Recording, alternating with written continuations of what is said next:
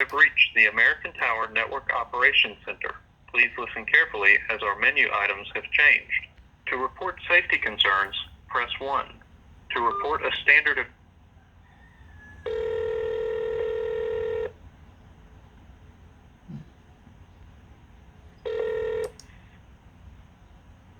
American Tower, this is Stephanie. Hi, Stephanie. Hey, I'm wondering, there's a tower in my local park that it's basically says that there's no FCC registration. Like it doesn't have a registration requirement, but yet it's greatly exceeding the RF numbers. So I'm kind of wondering. What? I can't hear you. What? You have the site ID? Yes, let's see. It's the Fred H. Rohr Park, CA-370410. Okay.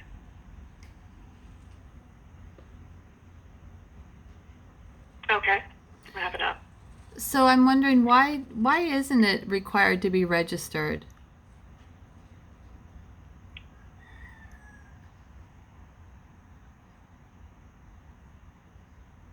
I'm just taking a look. 1 second. Okay.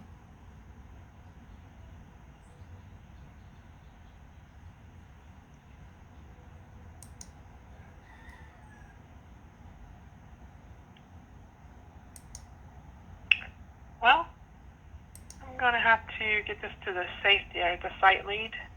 Okay, because that compound, I don't have anything stating that information.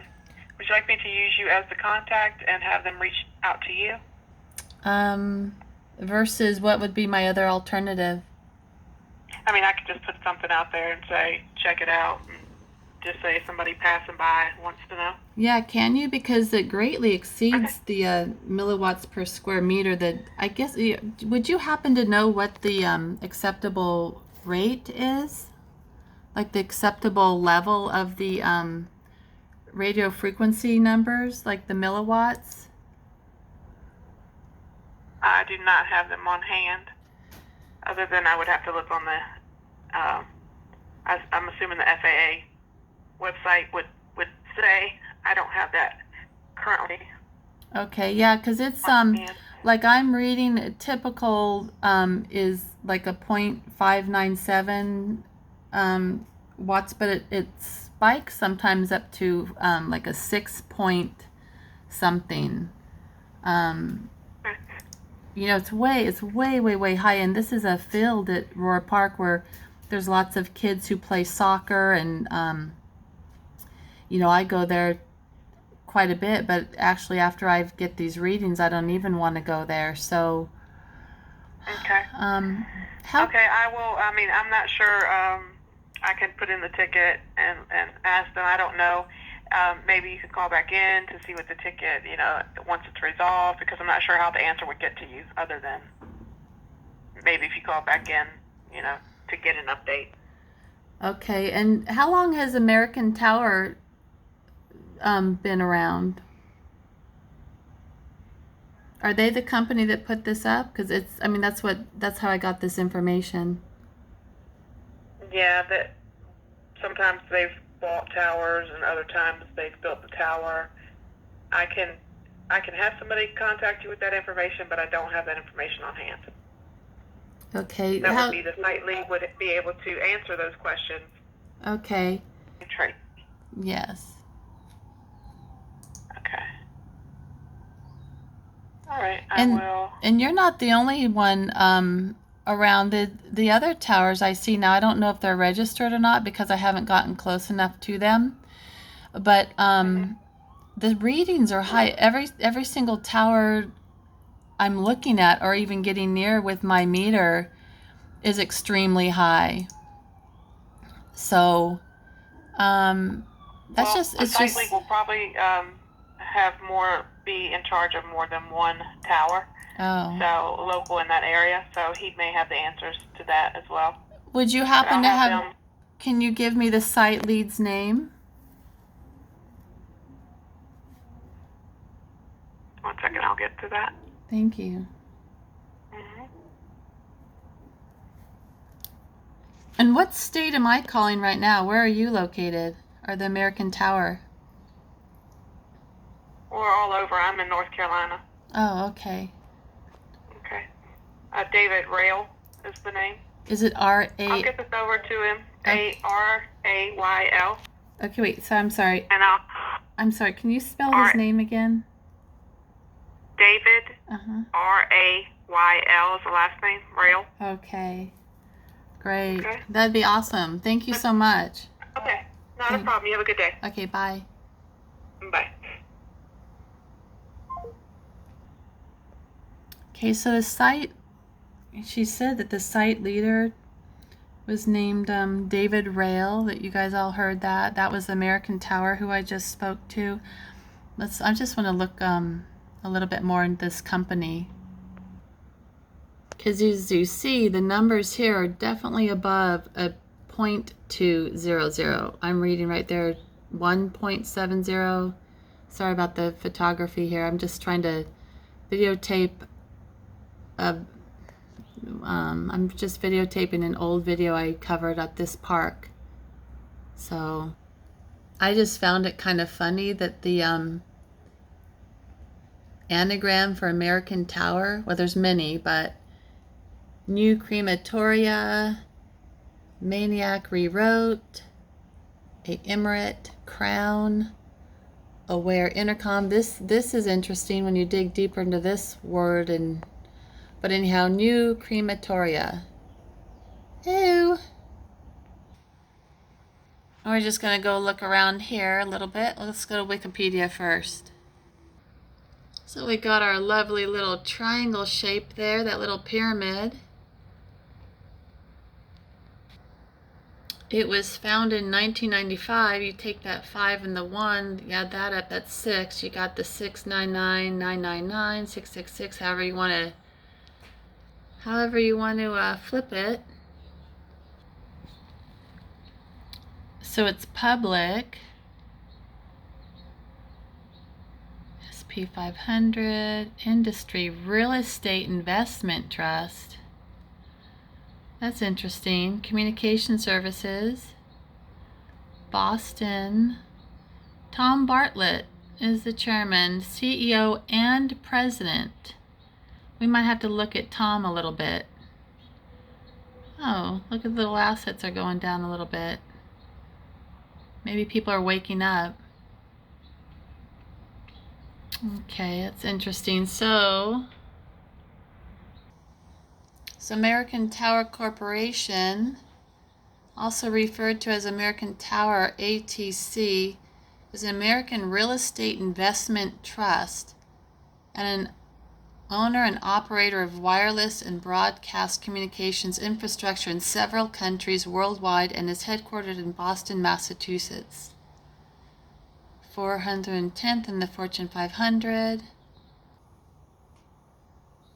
So as of December 31st, 2018, the company owned 170,686 communication sites.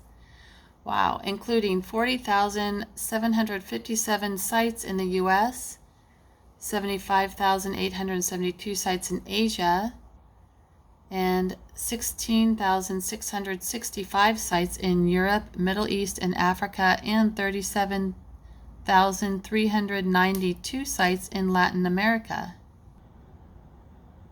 The company was formed in 1995. Again, that can look at, you could look at that as 666, 999, however you want to add that up, as a unit of American Radio Systems. In 1998, again, you can add that up to be 999 or 666, however you want to spin it.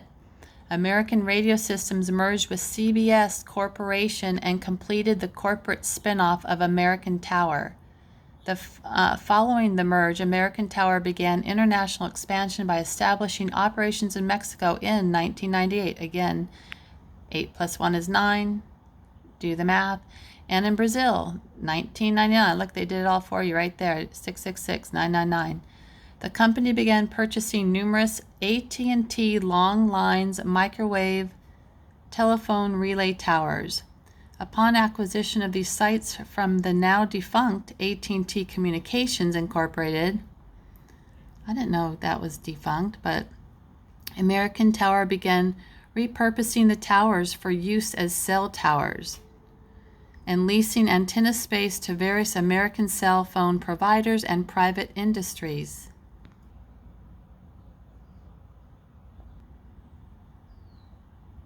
Then most of the former AT&T long line sites had their horn antennas removed. Oh, horn.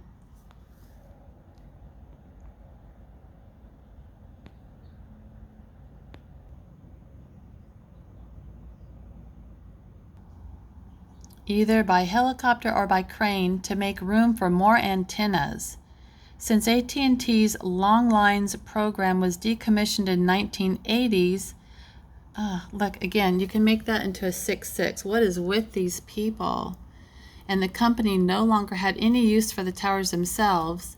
American Tower now owns most of these tower structures across the entire continental United States. In 2005, American Tower acquired Spectra Site Communications, expanding its global portfolio to over 22,000 owned communication sites, including over 21,000 wireless towers, 400 broadcast towers, and 100 in-building DAS, that's distributed antenna system sites. The merger further established American Tower's position as one of the largest tower owner and operators in North America. Between 2007 and 2012, the company expanded internationally with operations in India, Peru, Chile, Colombia, South Africa, Ghana, and Uganda. In 2013, the company acquired Global Tower Partners for $4.8 billion. This acquisition added sites to the U.S. portfolio and added operations in Costa Rica and Panama. Good for them. There's American Tower Wireless Tower. This is in Michigan. AT&T Long Lines Microwave Radio Relay Tower, now repurposed. I wonder what they're repurposed for, guys. So remember it said so in 1998, American Radio Systems merged with CBS Corporation. The CBS Corporation was an American multinational media conglomerate with interests primarily in commercial broadcasting, publishing, television production, they forgot to say propaganda, which was formed as the legal successor to the first incarnation of Viacom on January 1st. Interesting, Viacom and Vomica. And Vomica, definition, a cavity usually in the lungs containing pus. So the first incarnation of Viacom, it was one of two companies which succeeded the first Viacom alongside the second incarnation of Viacom. Both were controlled National Amusements, a theater controlled by billionaire Sumner Redstone. The spinoff was structured so that CBS Corporation would be the legal successor to the first Viacom, with the second Viacom being an entirely separated company. See how sneaky they are?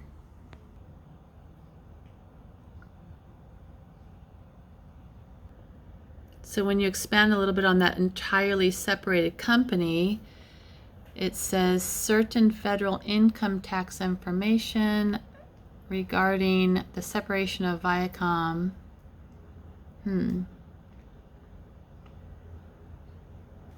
So this says in January 2006, I'll just read it to you guys since you can't see the whole thing, but it says certain federal income tax information regarding the separation of Viacom Incorporated. So on December 31st, 2005, Viacom was separated into two public companies. In connection with the separation, Viacom Incorporated changed its name to CBS Corporation. Each share of Viacom Incorporated common stock was converted to the right to receive common stock of CBS Corporation as well as common stock of a new corporation which inherited the historic name of Viacom Inc. For purposes of this letter, we will refer to this new corporation as New Viacom. The separation was described in details in the prospectus information statement dated November 28, 2005. Let's see, which was provided to all shareholders. So CBS, let's see, the names and addresses of the distributing and controlled corporations are CBS Corporation, 51 West 52nd Street, New York, New York, 10019, and Viacom Inc., 1515 Broadway, New York, New York, 136. See how it all kind of comes down to just a few names, you guys? Few entities that own, it seems, everything. So there's a second merger between CBS Corporation and Viacom, creating the combined company Viacom CBS.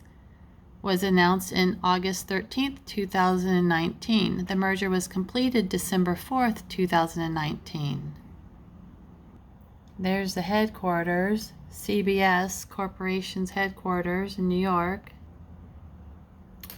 So the industry is mass media, aka propaganda. Fate merged with Viacom. Look at the fate. Predecessors: Viacom 1952, 2006, Westinghouse Electric Corporation. Successor: Viacom CBS. Defunct. 7 months it's been defunct. It's interesting. Okay, so I'm back here at the American Tower Corporations, and it says an American Real Estate Investment Trust. So I want to look at that. She said David Rail, I think. Yeah, David, R-A-Y-L. So here's a real estate development, Dick Rail and Associates. For over 49 years, Dick Rail and Associates has been a leading development and management company through the leaders of Dick Rail and David Rail. The organization has established itself as a premier developer of retail, office, light, industrial, and service operation complexes. I don't know. We'll see if that's the same person. Got a little triangle-y thing there, but here's a David Rail in Michigan. Why does everything AI and all that end up, it seems like, in Michigan? That's weird. A lot of Michigan State University people I'm finding in my research. So I'm going to Google the David Rail site leads, because that's what that lady said, that site lead for American Tower. David Rail business profile.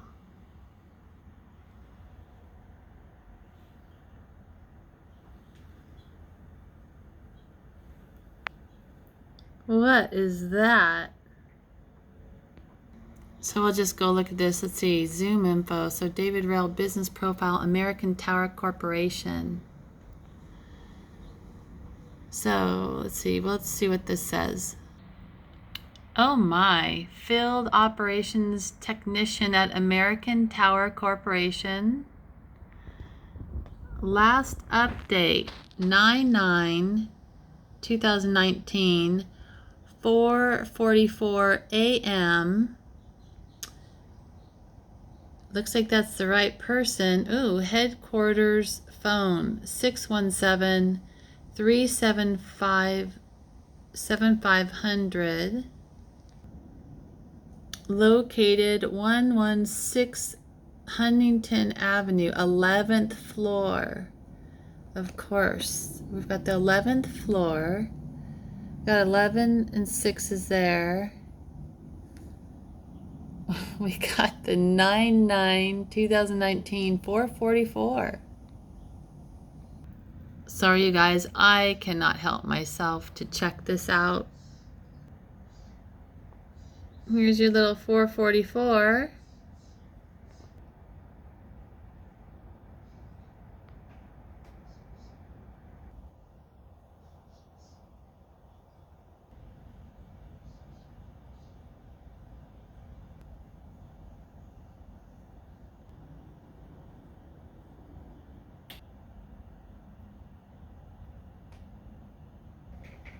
Okay, so let's see, David here with the American Tower Corporation. All these 11s, so interesting, at least to me. All these 6s. So 1 plus 5 is 6. American Tower is a wireless broadcast communications infrastructure company that develops, owns, and operates communication sites, including wireless communication towers, broadcast communication towers, and distributed and antennas, I'm assuming that says, but oh, let's see, we already read this. So basically they're CBS 7 billion. And let's just go look. Here's some employees. Philip Rosenthal. Here's Leslie Atia, controller. These are people involved here. Payable controller, Gopal.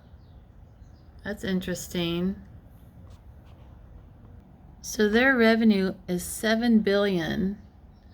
And then when you come down here, it says top competitors of American Tower Corporation, 1 billion. So their top competitor is a 1 billion company.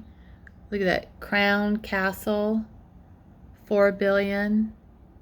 Crown, Corona.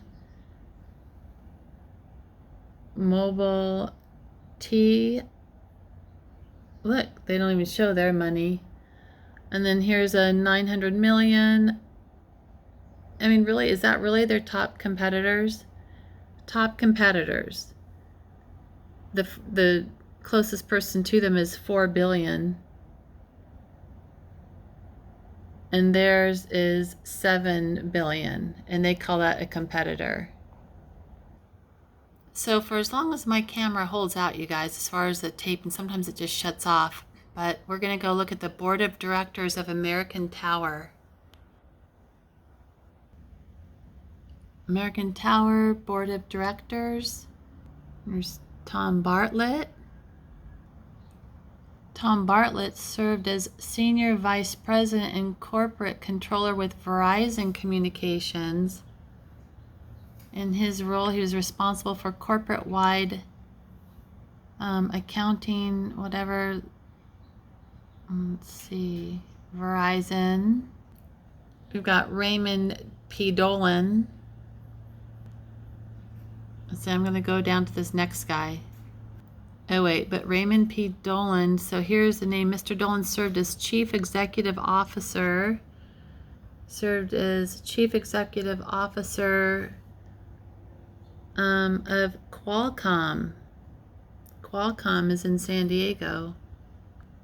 And here you got Robert D. Hormats, and he says here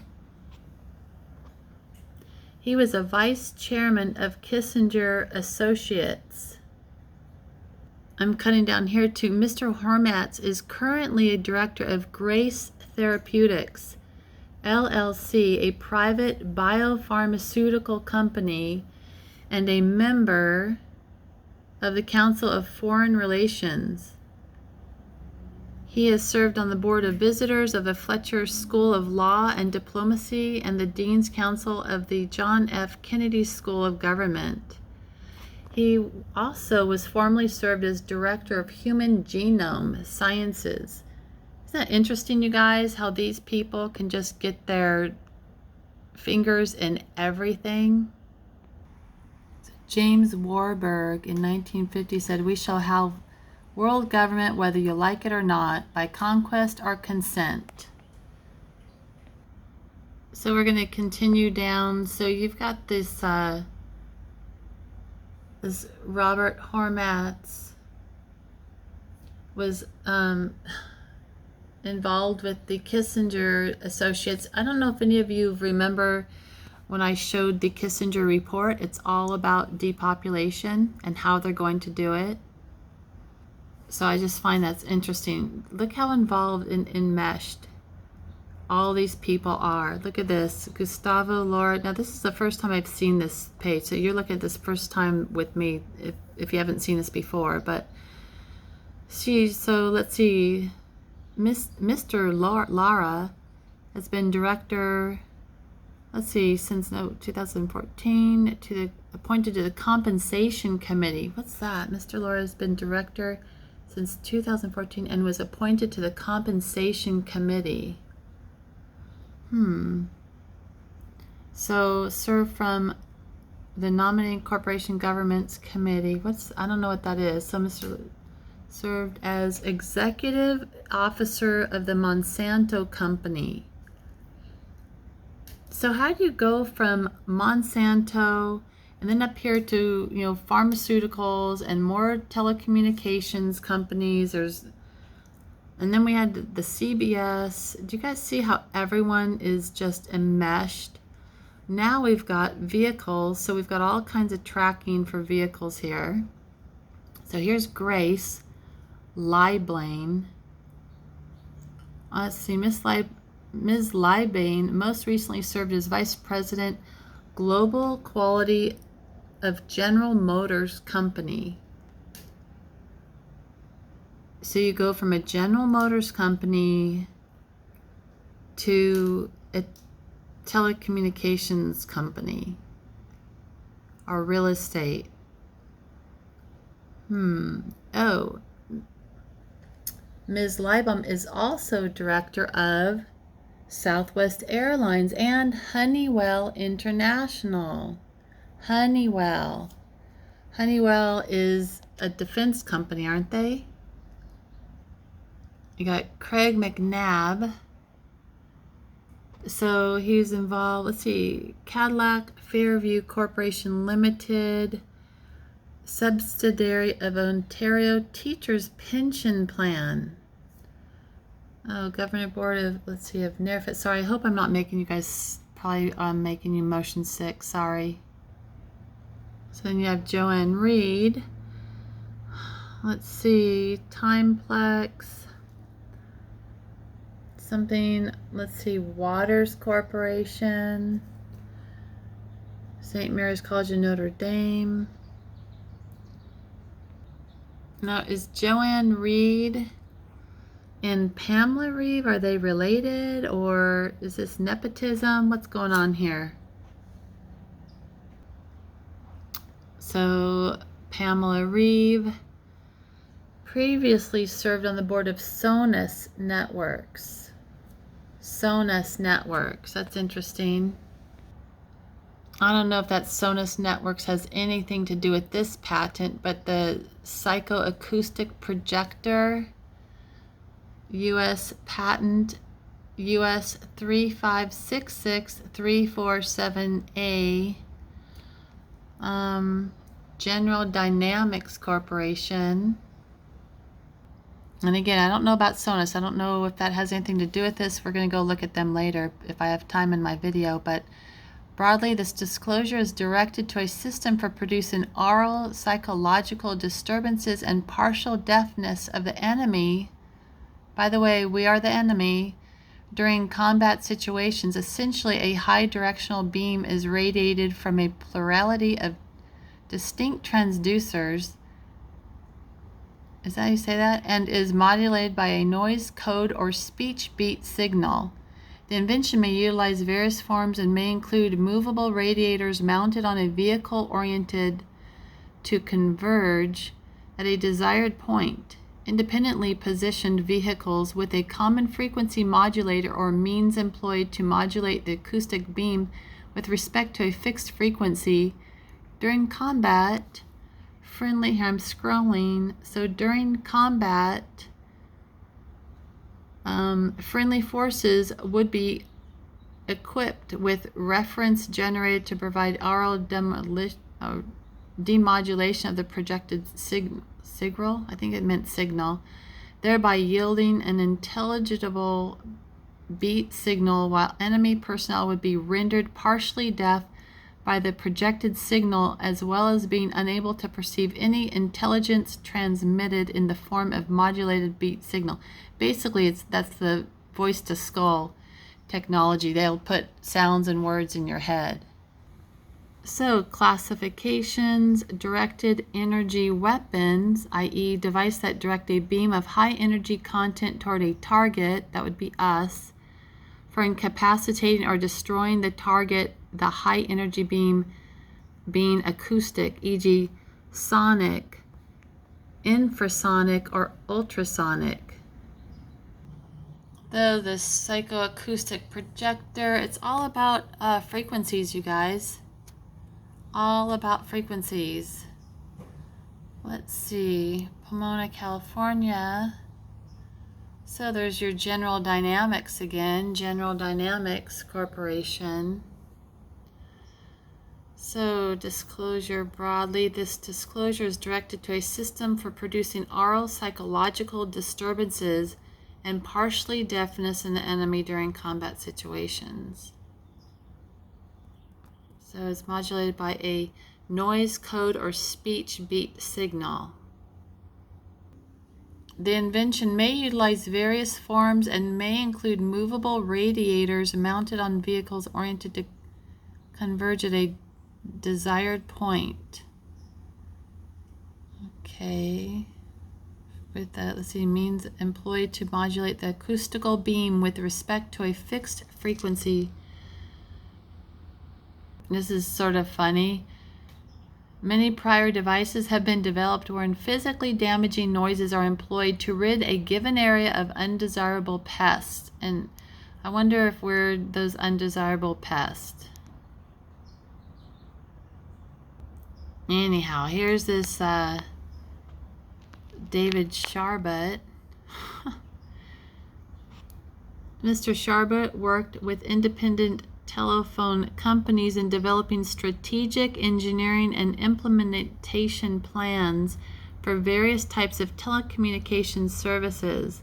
Mr. Sharbut currently serves as director of Flat Wireless LCC private company. I wonder if Flat Wireless is to do with any, like, the flatlining that the these frequencies can create, the EEG, like the brain pattern.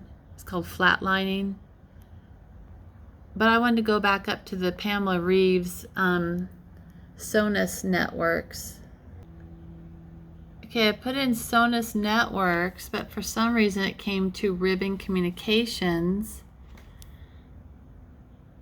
So, seems like all these companies are merging, huh, you guys? Like the concrete